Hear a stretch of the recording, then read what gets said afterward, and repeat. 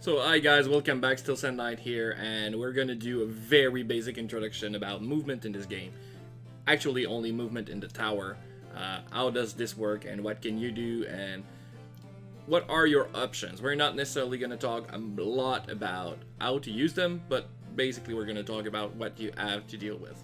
So basic movement, of course, you use D-pad in this game to move, and you can go down, up, left, right.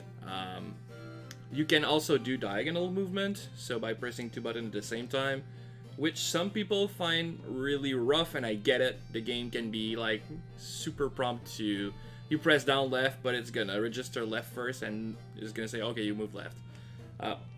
So of course, this can be extremely dangerous in rough situation to do the wrong movement there, so you really don't want to get killed by that. So there's many options actually to make sure that your diagonal movement gets inputted in.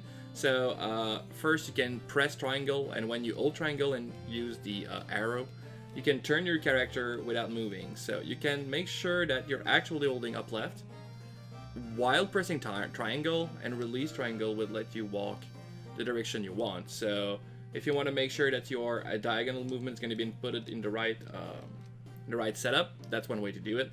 The other one is actually you can use R1 and L1 to rotate camera, and once you rotate camera to a 45 degree angle, you actually can use I'm only pressing up, so there's no real danger of me inputting the wrong direction here, and I'm gonna be making diagonal movement, but using only one direction on the D-pad.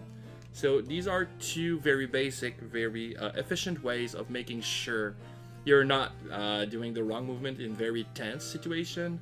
Of course, you generally don't use that when you're just walking around, but when you're surrounded by monster and you don't want to do put yourself in the worst situation you are in, that's one way to do it. So there you go. Basic movement includes also demon speed, so that's how we call the ability of Ko to run super fast like crazy.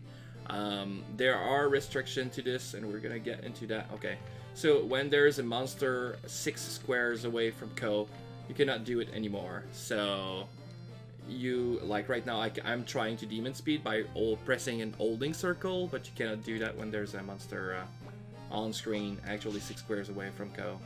Am I gonna die from this? Of course. And yeah, so that was basic movement. Super simple, super efficient to make sure that your diagonal movement gets inputted in. You don't want to die to mispress of a diagonal movement or something like that. So yeah guys, thank you very much for watching, and see you in the next video.